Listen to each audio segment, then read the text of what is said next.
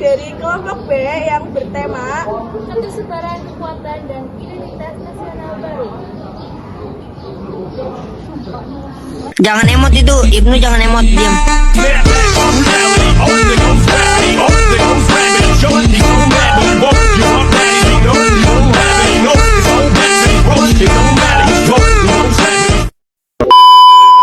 Jadi di sini kita akan menjelaskan tentang ketersebaran kekuatan dan identitas nasional baru.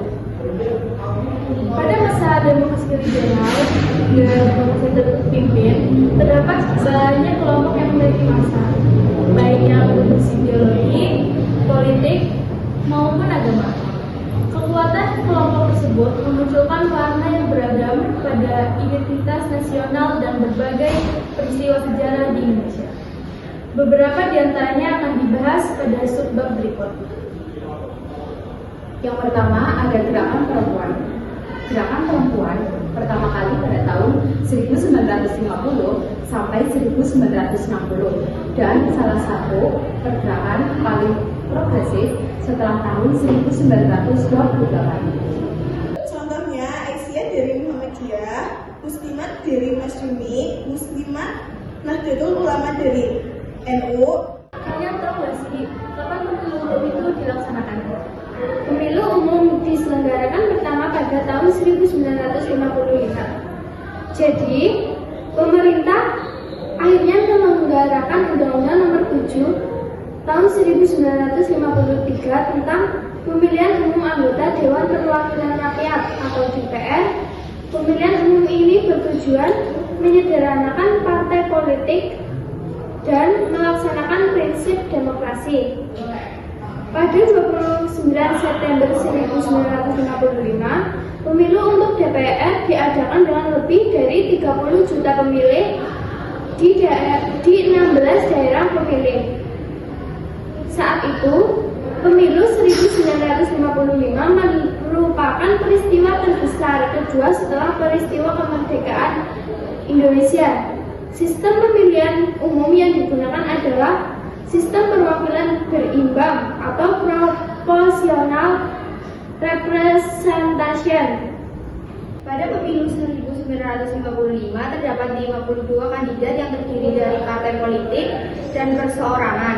Namun yang berhasil memperoleh kursi hanya 27 partai dan satu calon perseorangan yaitu R.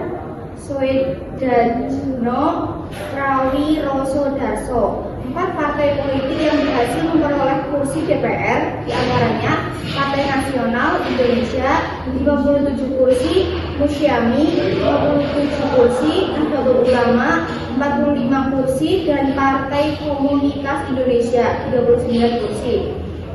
Jadi ketidakstabilan politik pasca pemilu 1955 semakin meningkat hingga kabinet alih untur dan mengembalikan mandat kepada presiden. Maraknya penggolakan yang terjadi di daerah dan perdebatan dalam konstituante yang berlarut-larut membuat Presiden Soekarno mengeluarkan dekret Presiden 1969 untuk kembali kepada Undang-Undang Dasar 1945. Melalui dekret itu, Presiden Soekarno juga mengucapkan konstituante sejak keluarnya dekret Presiden 5 Juli 1959 tersebut. Sejarah Indonesia memasuki babak baru yaitu demokrasi terpimpin. Yang ketiga ada nasionalisme, agama, dan agamis atau Nasako. Selanjutnya Nasako sebenarnya jauh sebelum era pembentukan PBB. Tepatnya pada tahun 1926 saat pertama sebuah artikel tentang keseluruhan 3 konsep gerakan untuk mengusir penjajah, yaitu nasionalisme, Islamisme, dan Marxisme dalam Suruh Indonesia Muda 1926. 3 kekuatan revolusioner sebelum kemerdekaan itu direpresentasikan oleh 3 kelompok. Pertama, kelompok nasionalis yang diwakili Independent Parties atau IP. Yang kedua, ada golongan umat Islam yang diwakili dalam Syarikat Islam atau XI. Yang ketiga, ada golongan komunis yang diwakili oleh Partai Komunis Indonesia atau PKI. Konsep ini diterapkan Soekarno pada masa demokrasi terpimpin. Namun, langkah tersebut tidak serta-merta dapat diterima oleh rakyat dan tokoh-tokoh publik. Hatta sebagai wakil presiden menentang konsep demokrasi terpimpin dari Naskom sehingga dua sosok proklamator itu akhirnya berpisah jalan. Dengan pecahnya di tunggal, manuver politik Nasakom semakin digencarkan oleh Soekarno. Kampanye Nasakom ini dibawa oleh Presiden Soekarno ke forum internasional. Dalam sidang PBB 30 September 1960 di New York, Soekarno menyampaikan pidato yang berjudul To Build the World Anew. Soekarno membentuk Nasakom untuk mengganti sistem demokrasi parlementer yang dianggap tidak bisa menyejahterakan rakyat. Bagi Soekarno, demokrasi parlementer memiliki sistem kapitalisme yang lebih mengedepankan kaum berjus. Ideologi Nasakom pun runtuh pada saat PKI melakukan gerakan 30 September 1965. Jadi itu yang bisa kami jelaskan tentang ketersebaran kekuatan dan identitas nasional baru.